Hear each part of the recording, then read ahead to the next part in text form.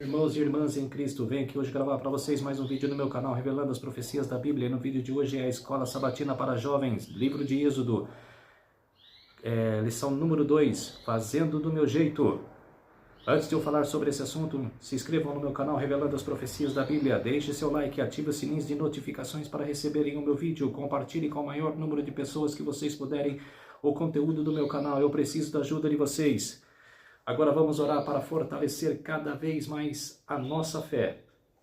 Querido Deus e Pai, muito obrigado por esses minutos e segundos nesse começo de semana que eu estarei gravando mais um vídeo no meu canal. O Senhor estará junto comigo. Faça-me de mim o seu servo para que as pessoas possam saber desta lição. Por isso, tudo isso agradeço e oro em nome do meu Salvador Jesus Cristo. Amém. Vamos lá, povo de Deus. Vou mostrar também o áudio. Eu não posso mostrar a lição. Útil e objetivo de conteúdo. Olá, meus amigos do Adventismo Vivo, sejam muito bem-vindos a mais um estudo da Bíblia por meio da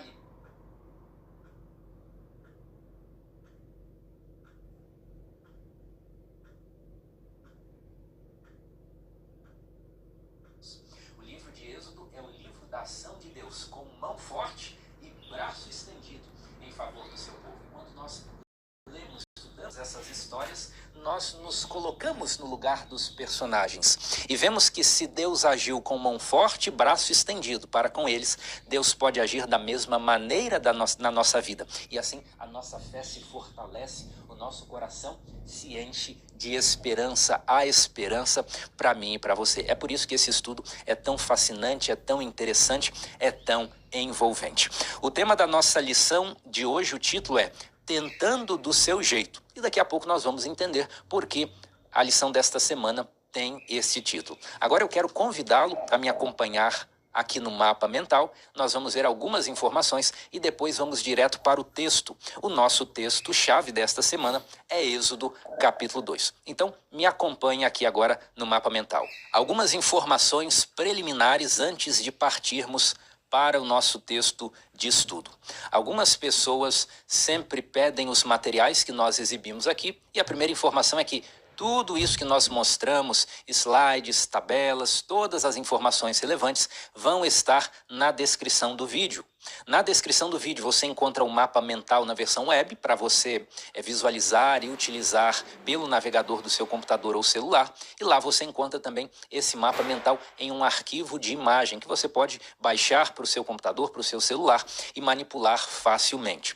Na semana passada nós vimos uma planilha com as dinastias do Egito, da história do Egito, e também os acontecimentos bíblicos do livro de Gênesis e do livro de Êxodo. E várias pessoas pediram que essa planilha fosse fornecida. Bem, nós vamos fornecer sim, porém agora ela está sendo aprimorada, enriquecida com outras informações para que seja de fato um material muito útil e objetivo de consulta. Você vai ter muita informação ali, uma informação para bater o olho e já identificar as coisas. Então nós estamos aprimorando e quando ela estiver no seu ideal, nós vamos disponibilizar aqui no canal com certeza. Eu também quero aproveitar esse momento para fazer um convite especial para você. Nós estamos lançando uma nova série sobre interpretação profética. E olha o nome dessa série, A Ameaça Futurista. Essa série não vai ser aqui no canal Adventismo Vivo, não. Vai ser no canal História na Profecia, que é um canal parceiro aqui do Adventismo Vivo, que é um canal que eu mantenho com o Anderson. O Anderson também participa aqui no canal Adventismo Vivo. E qual é a ideia dessa nova série? Serão 8 vídeos que mostrarão as evidências de que as profecias de Daniel e Apocalipse se cumprem através da história. É a visão historicista. E por que é importante falar disso? Porque muitas pessoas olham para as profecias do Apocalipse e falam assim, essa é uma mensagem que Deus deu para o tempo de João, para os primeiros cristãos. Isso tudo se cumpre lá em Roma pagã, a perseguição contra os cristãos. Essa é uma realidade que já está passada. Outras pessoas dizem assim, tudo isso do Apocalipse vai se cumprir no futuro, na grande tribulação da igreja. Agora, qual é a posição adventista? Qual é a posição que decorre da própria exposição da Bíblia. É a posição historicista, que mostra que parte das profecias se cumpriram no passado, parte está se cumprindo e parte ainda se cumprirá no futuro. Essa série é exatamente para resgatar essa visão. Para que você veja essa série, acompanhe, acesse lá o canal História na Profecia. Vou deixar o link aqui no mapa mental e também na descrição do vídeo. Então veja aqui, ó, você vai clicar nesse link e vai ver aqui o canal História na Profecia, a ameaça do futurismo para a mensagem adventista. É um conteúdo riquíssimo. Esse vídeo estreou hoje, domingo, e você pode acompanhá-lo aqui no link na descrição. Combinado? Mas o que nós temos aqui de informações preliminares? Eu quero também aproveitar esse momento e responder duas perguntas que alguns inscritos fizeram referente ao vídeo da semana passada, ao estudo da lição 1. E essas perguntas são as seguintes: quem é Semitas? E também uma pergunta sobre Êxodo 12, verso 40, que diz que os 430 anos se passaram no Egito. Como nós vamos responder isso aqui? Me acompanhe aqui na tela. Eu fiz um print na resposta que eu dei para esses amigos que fizeram as perguntas e eu quero compartilhar aqui com vocês esses prints. Nosso irmão Harrison Lima perguntou: o que significa semita? E qual é o contexto dessa pergunta? No estudo da semana passada, nós vimos que quando José chega no Egito, quando José alcança o apogeu de poder como governador no Egito, nós estamos na época dos Ixos. Os Ixos estavam no poder e os Ixos também eram semitas. Essa foi a informação que nós demos. Então, havia ali relações étnicas entre os hebreus e os Ixos, porque ambos eram semitas. E o Harrison então faz essa pergunta: os dois são semitas, tanto Ixos como os hebreus, mas o que são os semitas? E essa é uma pergunta importante, é uma pergunta relevante, por isso eu estou dedicando esse momento aqui para nós tratarmos disso. Vamos responder então? Gênesis 10 informa que após o dilúvio, o mundo foi repovoado pelos filhos de Noé. Veja aqui Gênesis 10, verso 1. São estas as gerações dos filhos de Noé: Sem, Cã e Jafé, e nasceram-lhes filhos depois do dilúvio. Então quem são os semitas? Os semitas são os descendentes de Sem. Sem, semitas, aqueles que são descendentes de Sem, que era filho de Noé. Os semitas estão historicamente incluídos nesse grupo dos semitas os seguintes povos: hebreus, árabes, assírios, caldeus, arameus, fenícios, babilônios, amoritas e sírios. Então, classicamente, quando se fala de semitas, nós estamos falando dos descendentes de Sem, um dos filhos de Noé. Tudo bem? Agora, quando essa palavra é usada num contexto mais acadêmico, mais científico, mais moderno, ela tem um sentido ligeiramente diferente. Por quê? Porque numa visão científica dos sociólogos, antropólogos, historiadores, eles não reconhecem a Bíblia como um relato histórico, literalmente histórico. Mas o termo semita continua sendo usado. Continua sendo usado em que sentido? Para falar dos descendentes de Sem? Não, porque eles não acreditam que essas figuras como Noé, Sem, seus filhos, sejam figuras literais. Em que sentido, então, os semitas são usados cientificamente? Daí continua aqui. Atualmente, o termo semita é mais utilizado para se referir a um conjunto linguístico e cultural que abrange diversos povos do Oriente Médio e norte da África. Então, veja, o primeiro critério para semita é o critério étnico, é o critério de parentesco. Mas, atualmente, do ponto de vista acadêmico e científico, o critério é linguístico. As línguas semíticas compartilham várias características. Número 1, raízes triconsonantais. O que é isso? As palavras são constituídas a partir de 3 consoantes que carregam o significado básico. Segunda característica, sistema de escrita abjad. Apenas as consoantes são representadas na escrita. Terceira característica, conjugação verbal complexa. Conjugação de acordo com pessoa, número, tempo e aspecto. Então, a forma do verbo muda conforme quem seja o sujeito, conforme o tempo, conforme a pessoa, conforme o aspecto. Quarta característica, direção da escrita. A maioria da escrita da direita para a esquerda, com exceção do acadiano e do etíope. Então, por exemplo, aqui no Ocidente, nós escrevemos da esquerda para a direita. Mas se você pegar o hebraico, por exemplo, é uma escrita da direita para a esquerda. Exemplos de línguas semíticas antigas que já foram extintas. O acádio, que inclui o babilônico e o assírio, o ugarítico, eblaíta, fenício, incluindo o púnico, moabita, amonita, edomita, cananeu, sabeu, minaico, catabanês, adramático, antigas línguas do sul da Península Arábica. O Ge'ez, antiga língua litúrgica da Etiópia. Essas línguas já foram extintas. Mas quais são as línguas semíticas que remanescem atualmente? As principais línguas semíticas modernas são o árabe, com seus vários dialetos, o hebraico, tanto o hebraico moderno quanto o hebraico bíblico, o aramaico, que é ainda falado por um pequeno número de comunidades, o amárico, que é a principal língua da Etiópia, tigrínia, falada na Eritreia e norte da Etiópia, tigré, na Eritreia, e o maltês, que é a língua oficial de Malta. São línguas semíticas que mantêm essas características. Bem, e os ixos são semitas sob quais critérios? Bem, no critério étnico, há duas teorias sobre os ixos. A teoria minoritária diz que os ixos são uma derivação dos ismaelitas, de Ismael, filho de Abraão. Nesse sentido, os ixos seriam semitas etnicamente. Agora, a teoria predominante é que os ixos seriam cananeus da terra de Canaã. Então, sob esse aspecto, se os ixos forem cananeus, então, etnicamente, eles não podem ser semitas. Eles seriam semitas apenas do ponto de vista da cultura e da linguagem. Tudo bem? Então, Harrison, espero ter respondido a sua pergunta. Esse comentário está lá no vídeo número 1 e você pode ler com mais calma depois. O segundo comentário aqui, do Naedson, acho que é Naedson Silva, ele diz o seguinte: mas e o texto que diz que os israelitas habitaram no Egito por 430 anos? E daí ele cita Êxodo 12, verso 40 e 41, que diz: ora, o período que os israelitas viveram no Egito foi de 430 anos.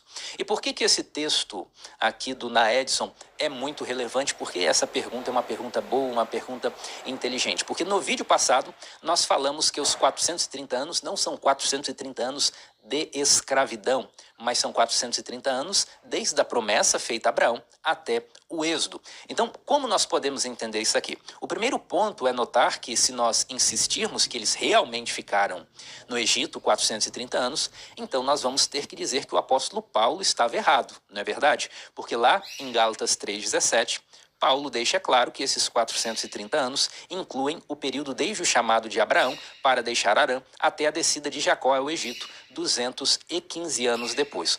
Como então nós vamos entender essa expressão no Egito? Os israelitas viveram no Egito 430 anos. Para nós entendermos essa expressão, eu coloquei aqui um trecho do comentário bíblico adventista que fala exatamente sobre essa passagem.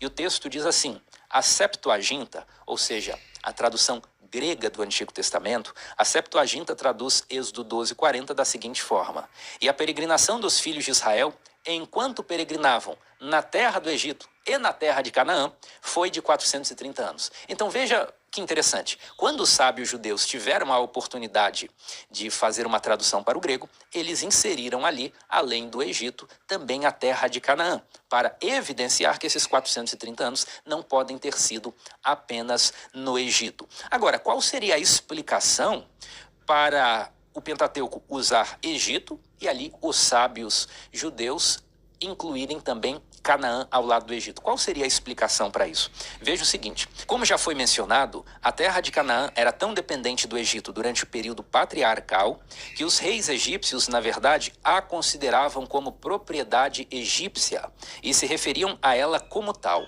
Durante a 18ª dinastia, cujos reis controlaram tanto a Palestina como a Síria, Moisés poderia apropriadamente incluir Canaã no termo Egito, que é usado em Êxodo 12, verso 40. Então você entendeu? Aqui nós estamos diante de um fenômeno linguístico que é chamado de metonímia ou sinédoque, em que parte do conteúdo é tomado para falar de todo continente. Essa é uma figura linguística bem comum e é o que está acontecendo aqui em Êxodo 12, verso 40. Tudo bem? Respondidas essas perguntas, eu quero aproveitar que nós estamos aqui falando do tema dos 430 anos para chamar você a fazer mais um pouco de matemática e de cronologia. Você se lembra que na semana passada nós vimos essa tabela? Nós pegamos aqui a idade de Abraão quando Deus o chamou, quando Deus fez a promessa. Depois nós somamos a idade que Abraão tinha no nascimento de Isaac. Depois nós colocamos aqui a idade que Isaac tinha no nascimento de Jacó. Depois a idade com que Jacó se estabeleceu no Egito, e nós chegamos a 215 anos. Quando Jacó desceu com as 70 pessoas para o Egito, tinham se passado 215 anos daquele período de 430 anos. Depois disso, Jacó viveu mais 17 anos, e depois que Jacó morreu, José viveu mais 54 anos. E quando nós somamos isso aqui, nós chegamos ao número de 286. 286 o quê? 286 anos. Desde que Deus fez a promessa a Abraão até a morte de José. Isso nós vimos na semana passada. E hoje, como nós vamos estudar aqui na lição de número 2 sobre Moisés, vamos fazer mais algumas contas aqui. Veja o seguinte, Êxodo capítulo 7, verso 7, diz que Moisés era da idade de 80 anos quando ele e Arão foram falar com Faraó. E nós sabemos que o êxodo ocorreu ali num período de algumas semanas, a partir de quando Moisés vai falar com Faraó. Então, qual a conta que nós podemos pegar aqui?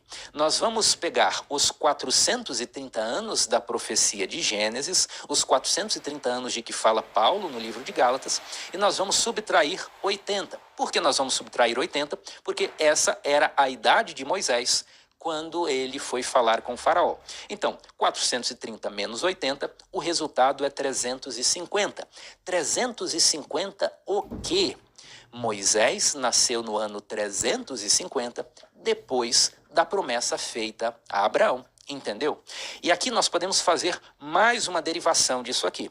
Quando nós pegamos 350 e subtraímos de 286, o que é 286? 286 é o período desde a promessa de Deus a Abraão até a morte de Moisés. Então, quando nós pegamos aqui o ano 350 da nossa contagem, que é o ano do nascimento de Moisés, e diminuímos com o ano da morte de José, nós chegamos ao resultado 64. O que significa esse 64 aqui? Significa que Moisés nasceu cerca de 64 anos após a morte de José. Não é interessante? Quando você olhar aqui, você vai ver que eu escrevi cerca de. Moisés nasceu cerca de 350 anos após a promessa feita a Abraão. Moisés nasceu cerca de 64 anos após a morte de José. Por que cerca de? Porque para apresentar um resultado preciso, é necessário você contabilizar diferença de meses, diferenças de calendário. É preciso fazer alguns ajustes finos. E nós não dispomos de todas essas informações para fazer esses ajustes finos. Então, é mais sensato nós nos expressarmos aqui, cerca de 64 anos. Então pode ser um ano a mais, pode ser um ano a menos, algo assim. Mas essa informação já nos dá uma noção bem interessante da cronologia do livro de Êxodo.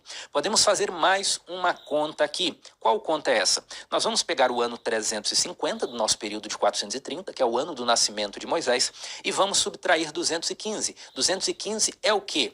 É o ano em que Jacó e os hebreus se estabelecem no Egito. E quando nós fazemos 350 menos 215, nós chegamos aqui ao número 135. O que é esse número 135? Significa que Moisés nasceu cerca de 135 anos após o estabelecimento dos hebreus no Egito. Então, isso nos dá uma noção temporal muito interessante.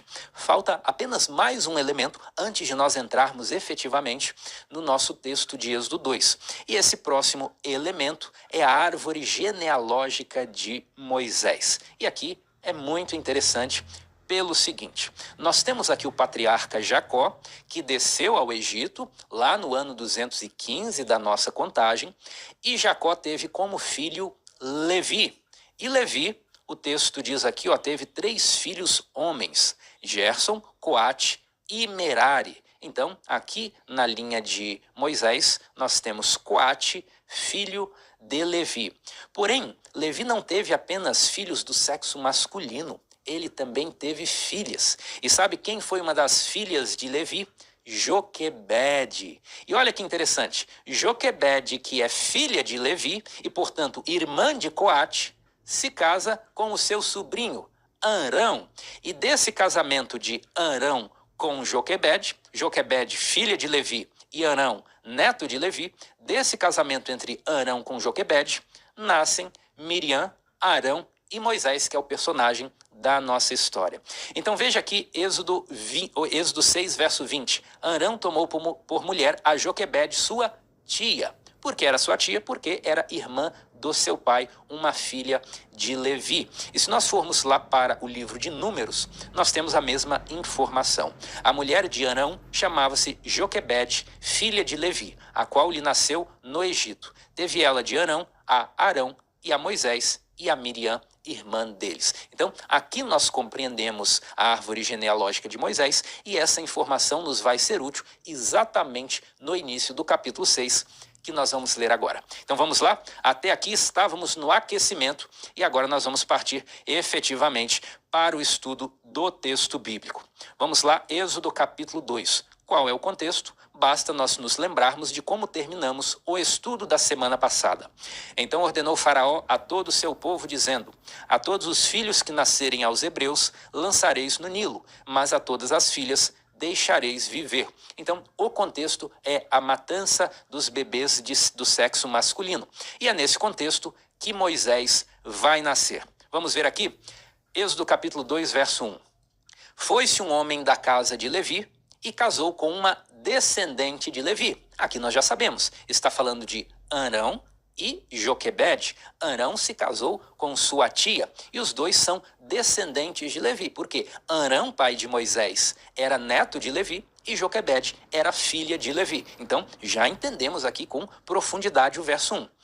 Verso 2. E a mulher concebeu e deu à luz a um filho, e vendo que era formoso, escondeu por 3 meses. Aqui nós temos algumas coisas para comentar. Já vimos a árvore genealógica de Moisés, já vimos que Moisés era simultaneamente bisneto de Levi pelo lado paterno e neto de Levi pelo lado materno. E agora eu quero destacar essa expressão aqui do verso 2. Moisés era um bebê formoso. Como assim? Todo bebezinho não é bonito? Não é assim que dizem as mães? Agora, por que esse destaque bíblico de que Moisés era formoso? Quando nós vamos ao discurso de Estevão, lá no Novo Testamento, inclusive a lição nos pede aqui na parte de quarta-feira para lermos esse discurso de Estevão. Estevão diz o seguinte: por esse tempo nasceu Moisés, que era formoso aos olhos de Deus. Veja que interessante. Aqui no texto de Êxodo diz apenas que ele era formoso aos olhos de quem? Aos olhos da própria mãe. Mas o texto do livro de Atos diz que ele era formoso aos olhos de Deus. Com base nesse texto, o que muitos comentaristas têm dito é o seguinte: essa expressão formoso parece indicar que havia uma excelência física em Moisés, que evidenciava que ele era um escolhido de Deus. Da mesma forma que Saul se destacava sendo maior que os demais homens. Dos ombros para cima, parece que havia algum esplendor físico em Moisés que fazia com que os pais, as pessoas olhassem para ele e falassem assim: esse não pode ser um bebê comum. Isso é algo muito mais superior a uma criança comum. Esse deve ser o escolhido de Deus. Vamos continuar aqui a nossa leitura. Verso 3. Não podendo, porém, escondê-lo por mais tempo, tomou um cesto de junco, calafetou-o com betume e piche, e pondo nele o menino, largou-o no carriçal à beira do rio. Você sabe o que é carriçal? Carriçal significa uma moita, um lugar que tem vegetação. Então, nas margens dos rios, costuma haver ali uns locais encharcados e a vegetação, aqui no Brasil nós temos o caso da taboa, lá no Egito era o papiro, e a vegetação nesses locais alagados, úmidos, ela vai crescendo. E foi numa localidade dessa que Moisés foi deixado lá no seu cesto, no carriçal. E Joquebede, então, se afasta, mas Miriam, a irmã mais velha, fica de olho. Verso 4, a irmã do menino ficou de longe para observar o que lhe haveria de suceder. Desceu a filha do faraó para se banhar no rio, e as suas donzelas passeavam pela beira do rio. Vendo ela o cesto no carriçal, enviou a sua criada e o tomou. Abrindo-o, viu a criança, e eis que o menino chorava. Teve compaixão dele e disse: este é menino dos hebreus. Então disse sua irmã, a filha de Faraó: queres que eu vá chamar uma das hebreias que sirva de ama e te crie a criança? Então veja que Miriam parece que estava ali de prontidão observando o desenrolar dos eventos. Como ela percebeu uma feição de interesse na princesa, ela pensou: agora é a hora oportuna para agir. Com toda a coragem, ela, que estava numa posição de povo escravizado, se dirige à princesa, aquela da família real, e oferece uma solução. Eu vou arrumar uma babá para esse bebê, para criá-lo. E o que diz a filha de Faraó? Vai, saiu, pois, a moça e chamou a mãe do menino. Então lhe disse a filha de Faraó: leva este menino e cria-mo, pagar-te-ei o teu salário. A mulher tomou o menino e o criou. Veja que interessante. Qual mãe não gostaria disso? De receber um salário para criar o próprio filho e, além disso, ter a proteção da própria princesa do Egito? Deus conduz as coisas de uma maneira maravilhosa. Verso 10, para terminar aqui a primeira sessão. Sendo o menino já grande, ela o trouxe à filha de Faraó, da qual passou ele a ser filho. Esta lhe chamou Moisés e disse: porque das águas o tirei. Bem, o que nós vamos comentar aqui? Nós vamos ver essa expressão filha de Faraó. Quem era essa princesa que achou Moisés ali no cestinho e o tomou como filho adotivo? Esta princesa é Hatshepsut, uma rainha faraó da 18ª dinastia do Egito. Hatshepsut, naquele tempo, ainda não era uma rainha faraó, mas viria a tornar-se. E eu quero comentar um pouco sobre ela, porque entender quem era essa rainha lança luz sobre a história de Moisés. Aqui nós temos uma representação dela achada pela arqueologia, Hatshepsut, rainha faraó da 18ª dinastia. As datas desse período histórico, elas são difíceis de precisar. Existe ali algumas dissonâncias entre os historiadores. Então, por exemplo, a Universidade de Oxford coloca a vida de Hatshepsut do ano 1479 a 1458, ao passo que o Comentário Bíblico Adventista do Sétimo Dia usa aí uma outra cronologia, uns 25 anos aproximadamente anterior, e coloca Hatshepsut de 1504 a 1482 antes de Cristo. Bem, ela foi a primeira mulher a ocupar o trono do Egito e ela fez um governo de muitas construções, um governo muito relevante. E veja aqui, eu separei aqui uma imagem do templo mortuário de Hatshepsut. E essas ruínas podem ser visitadas até hoje. E veja a grandiosidade disso aqui. Preste atenção na escala. Isso aqui, ó, esse pontinho azul, é uma pessoa. Aqui embaixo, ó, nós temos outras pessoas. E olhe o tamanho, a extensão dessa construção. Olhe o redor, as montanhas aqui. Que grandiosidade, que obras faraônicas, literalmente falando. Aí você percebe de onde veio essa expressão obras faraônicas. São obras muito grandes, são obras opulentas da antiguidade. Esse aqui é apenas um exemplo de edifício que foi construído por Hatshepsut. Isso aqui fez parte da história de Moisés. Moisés acompanhou a construção, o desenvolvimento desses templos enormes.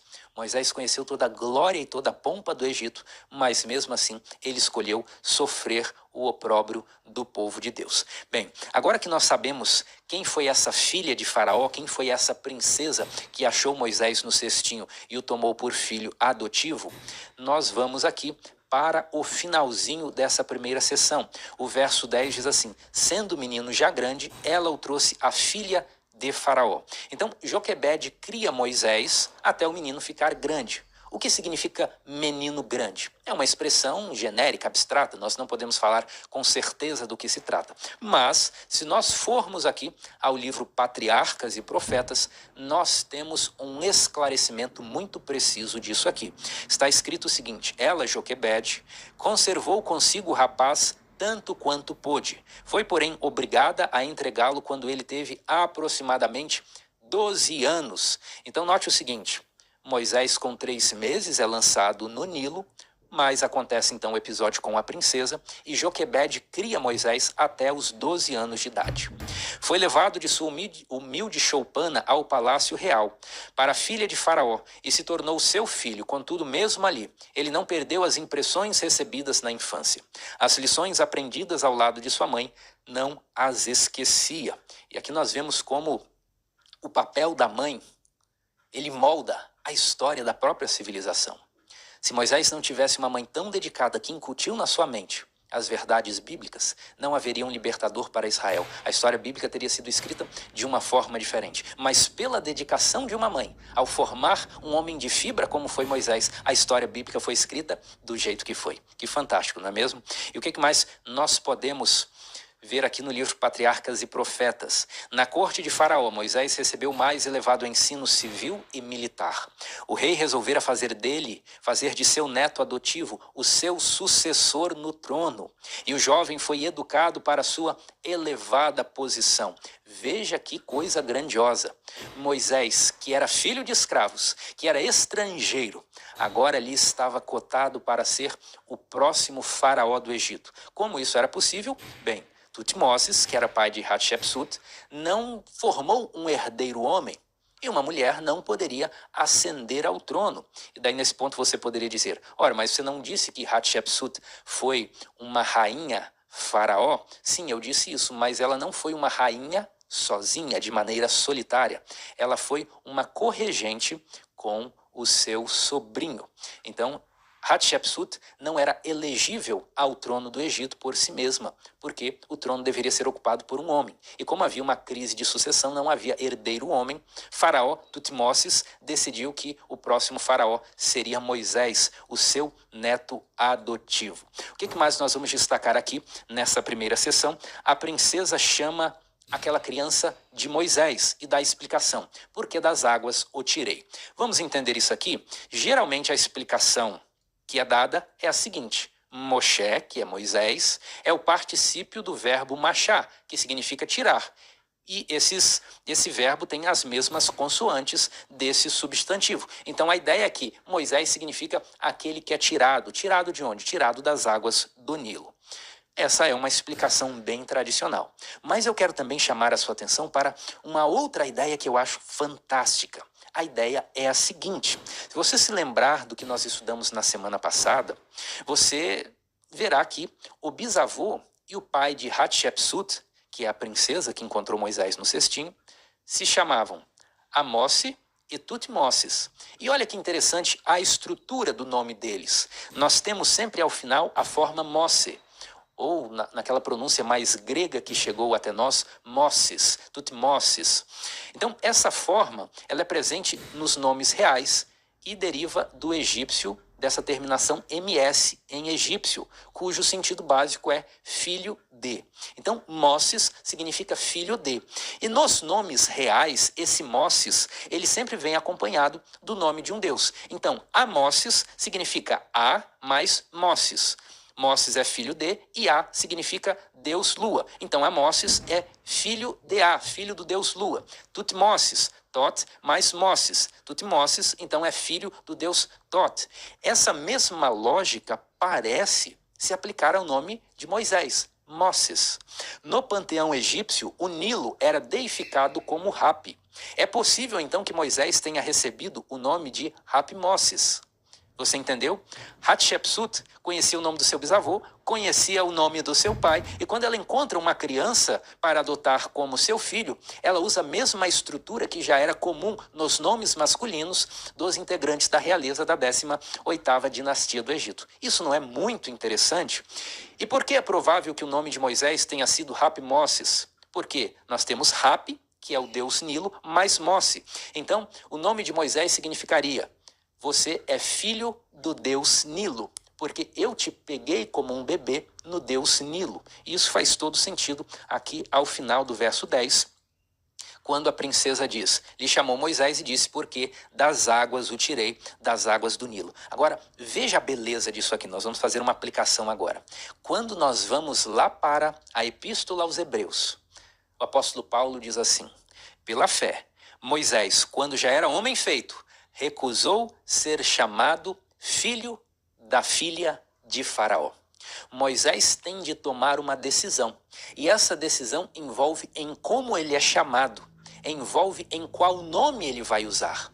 E o texto diz que, baseado na sua fé, Moisés recusa aquela maneira egípcia de ser chamado, porque muito provavelmente o nome Moisés é um corte no nome egípcio que Moisés tinha. Moses, que significa filho de, foi tornado uma forma hebraica que nós hoje chamamos de Moisés. Mas é provável que o nome de Moisés fosse o nome de um deus egípcio, mais o sufixo Moses. E qual é a aplicação que nós temos aqui? Moisés escolheu ter um nome cortado. Moisés escolheu ter um nome mutilado pela fé.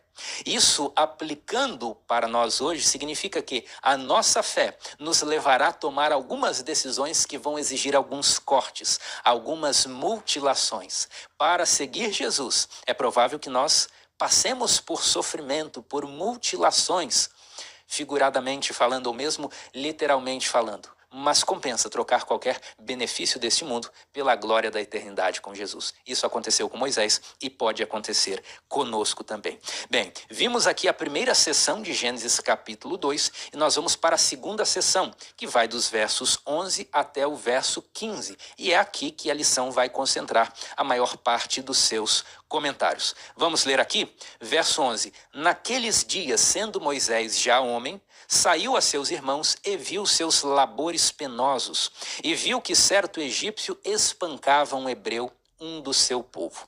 O texto diz naqueles dias quando Moisés já era homem. Naqueles dias quando? Que idade Moisés tinha nesse episódio? Nós vamos novamente ao discurso de Estevão, lá no livro de Atos, e Estevão diz o seguinte: quando completou 40 anos, veio-lhe a ideia de visitar seus irmãos, os filhos de Israel. Então, esse episódio que Moisés vê o egípcio espancando o hebreu e Moisés intervém, acontece quando Moisés já tinha 40 anos de idade. Então, note o seguinte: Moisés ficou no palácio como príncipe herdeiro dos 12 aos 40 anos de idade. E nesse período de vida palaciana, o que Moisés fazia? Veja que Estevão nos diz isso também, Atos 7, 22.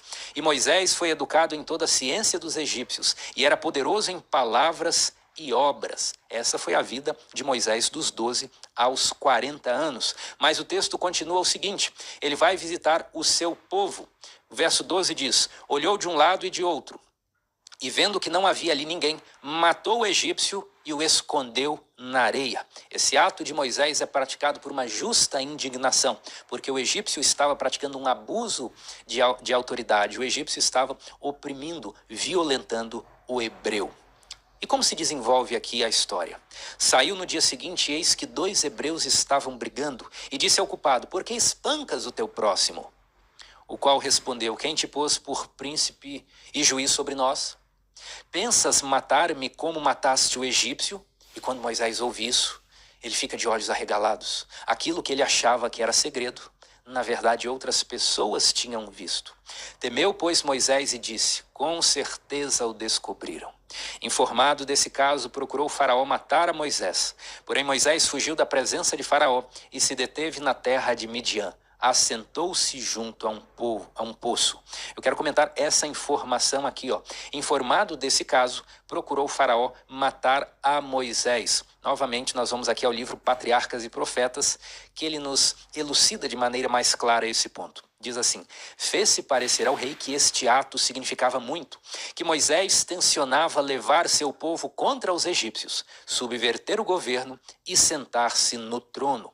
Então veja aqui que essa é uma meia-verdade, porque sim, Moisés tensionava levar seu povo contra os egípcios, mas não era plano de Moisés subverter o governo e sentar-se no trono do Egito. Os planos eram outros, como nós vamos ver agora. Nós vamos falar especificamente deste episódio da morte do egípcio.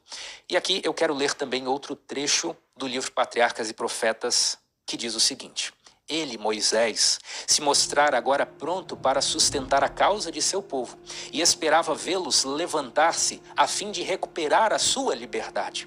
Então, qual é a ideia aqui? A ideia é a seguinte: Moisés, aos 40 anos, ele vai visitar a terra em que os hebreus, os seus companheiros de sangue, os seus parentes, ele vai visitar o local dos seus parentes com o objetivo de libertá-los.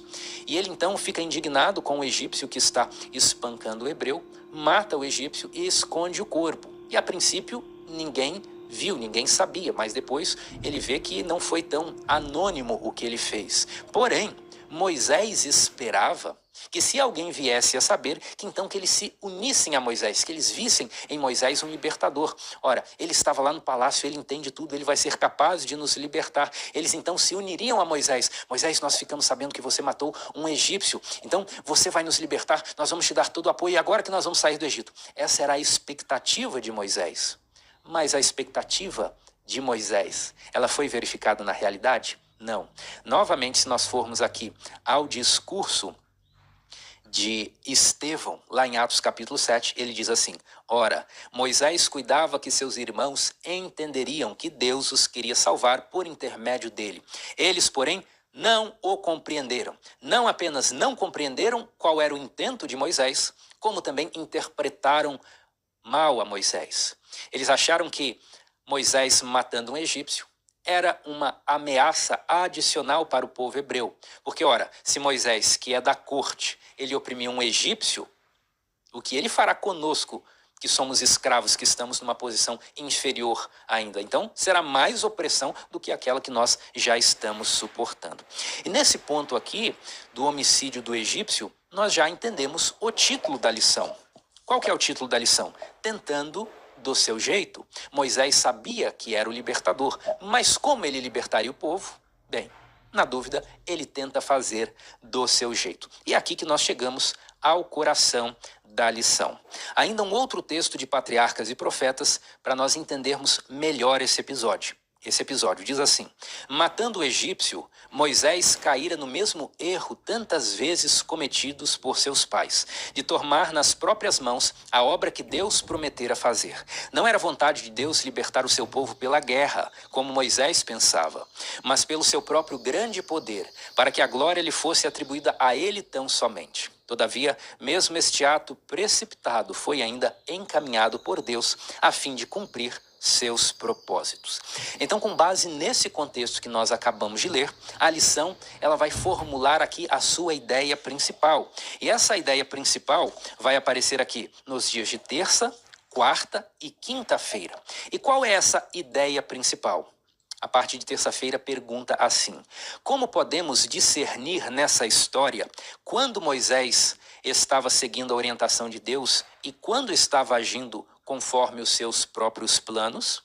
E ela nos faz essa pergunta, e essa pergunta ela já pode ser respondida com base no texto que nós lemos aqui. Ao matar o egípcio, Moisés não estava seguindo os planos de Deus, porque aqui o texto qualifica esse ato como um erro, como um comportamento precipitado. Então, como podemos discernir nessa história quando Moisés estava seguindo a orientação de Deus e quando estava agindo conforme seus próprios planos? Ao matar o egípcio, ele agiu conforme os seus próprios planos. Agora, quando Moisés age com base nos seus próprios planos, Deus abandona Moisés? Não. O nosso Deus é um Deus que escreve certo por linhas tortas.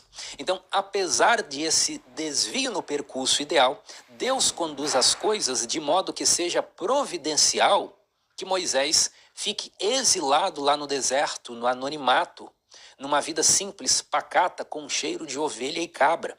Porque essa disciplina dos 40 anos no deserto aprimoraria o caráter de Moisés e o capacitaria a ser o líder de que Israel precisava. Então aqui nós podemos fazer uma outra aplicação. Se Deus escreve certo por linhas tortas, mesmo que você tenha tomado muitas decisões erradas na vida, Deus ainda pode endireitar a sua existência, endireitar a sua vida. Porque não importa aonde você foi levado, o que importa é o poder de Deus. Ele transforma até mesmo desgraças em ocasiões para louvar o seu grande poder, as suas ações de mão forte e braço estendido. Bem, nós vamos avançar nessa ideia aqui. A ideia principal da lição, baseada na história de Moisés, é a seguinte: como entender a vontade de Deus nas situações concretas da nossa vida? Esse aqui é o resumo de toda a aplicação que a lição faz nessa semana. Bem, quando a gente olha para a história de Moisés, fica às vezes complexo discernir o que Deus mandou ele fazer e o que ele fez por conta própria. E esse também pode ser um drama na nossa vida. Como nas situações práticas do meu dia, eu vou conhecer a vontade de Deus, como saber o que Deus quer exatamente de mim nas mínimas situações concretas do dia a dia. E sabe o que eu achei curioso?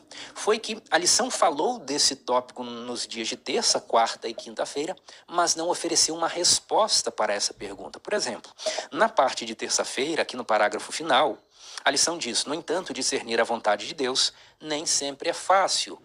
Ela lançou a pergunta, como entender a vontade de Deus nas situações concretas da nossa vida, mas não ofereceu uma resposta. Então aqui nos nossos momentos finais, o que nós vamos fazer? Nós vamos exatamente encontrar respostas para essa pergunta. Como entender a vontade de Deus nas situações concretas da nossa vida? Nós vamos ver as respostas bíblicas agora. E quando nós olhamos para a Bíblia, há pelo menos 4 passos para nós discernirmos a vontade de Deus. Número 1. Quando nós queremos saber a melhor maneira de agir, o que nós podemos fazer? Nós podemos tomar conselhos de pessoas piedosas, pessoas mais interessantes. Por quê? Porque o livro de Provérbios diz o seguinte: não havendo sábia direção, cai o povo, mas na multidão de conselheiros há segurança. Então, se você tomar conselhos com muitas pessoas, você poderá tomar decisões com segurança. Agora, não vá fazer como Roboão, que foi procurar outros jovens da sua idade para tomar conselhos. Não, conselho a gente pede de quem é mais experiente. E não só mais experiente em idade, mas também experiente no sentido de ter experiência com Deus, de ser uma pessoa justa, de ser uma pessoa piedosa.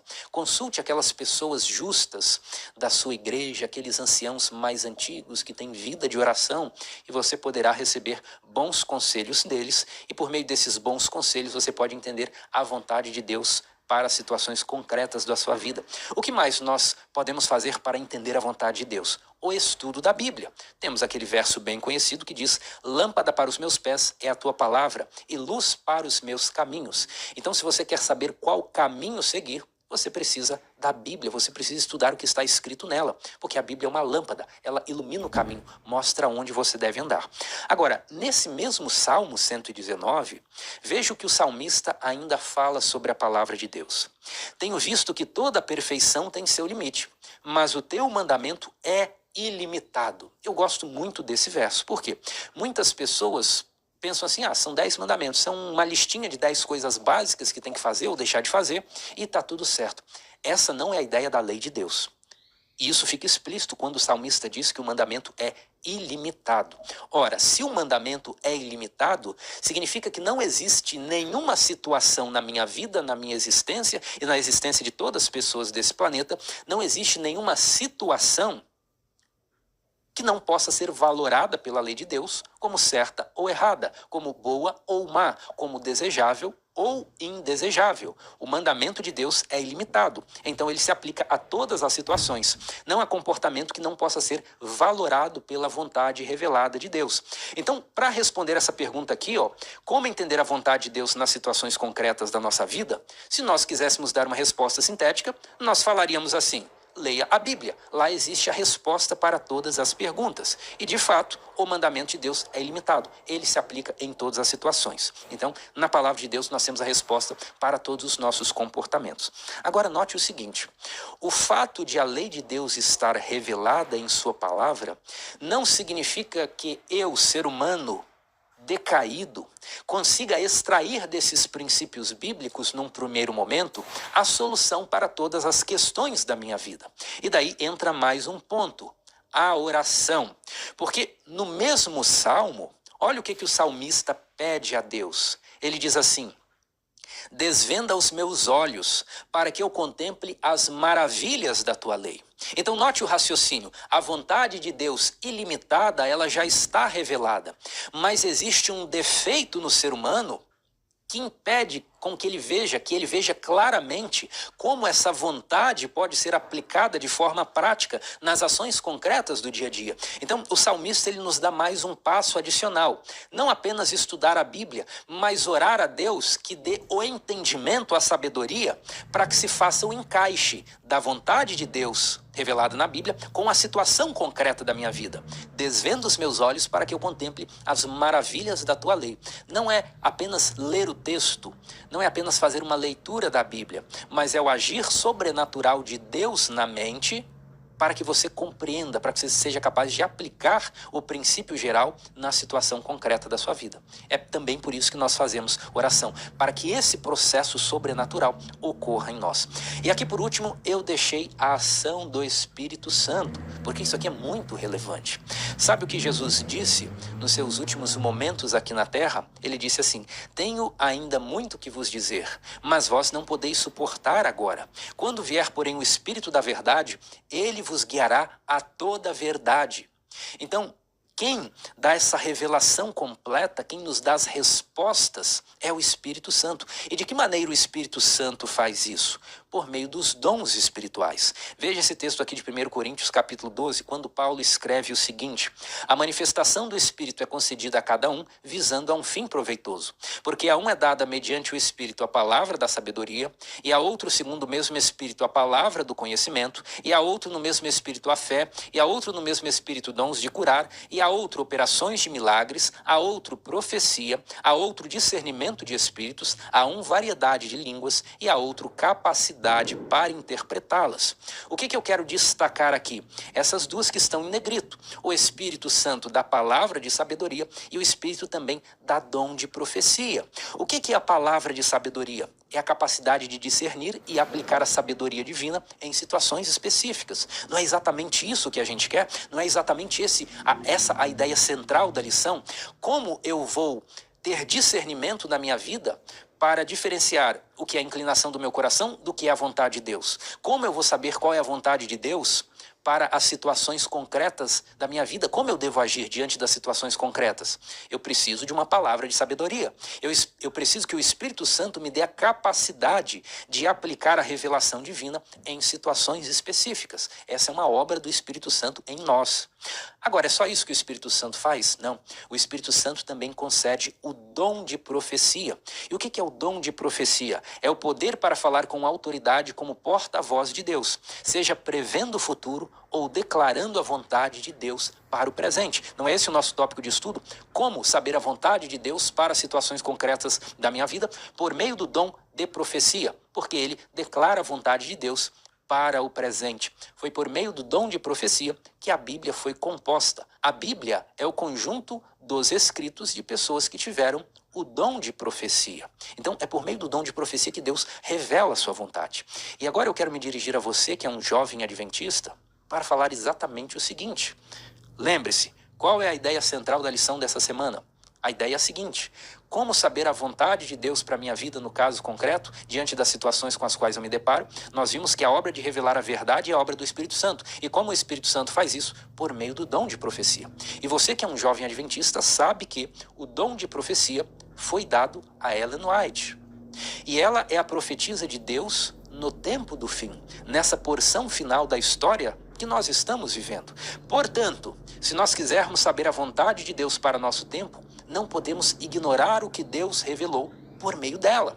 Porque se eu ignoro as revelações que o Espírito Santo deu a Ellen White, eu estou ignorando a própria expressão da vontade de Deus para o povo do advento nos últimos dias da história desse mundo. Portanto, a questão final aqui do nosso estudo e o apelo que eu quero fazer a você é o seguinte: Deus tem falado por meio de sua profetisa. Nós vamos escolher ouvi-la ou não. Como você vai responder a essa pergunta central da lição? Como posso saber a vontade de Deus para a minha vida nas situações concretas? Vimos que há várias respostas. Eu posso tomar o conselho de pessoas piedosas, eu devo estudar a Bíblia, eu devo buscar o discernimento pela oração, eu devo buscar também a palavra de sabedoria que o Espírito Santo me concede, mas eu também preciso prestar atenção à palavra dos profetas, em especial a palavra de Ellen White, a profetisa do Senhor, para esse tempo do fim. E sabe, quando nós vamos aos livros do Espírito de Profecia, como nós chamamos, há tantos conselhos específicos para esses nossos últimos dias. Há conselhos sobre como construir uma casa.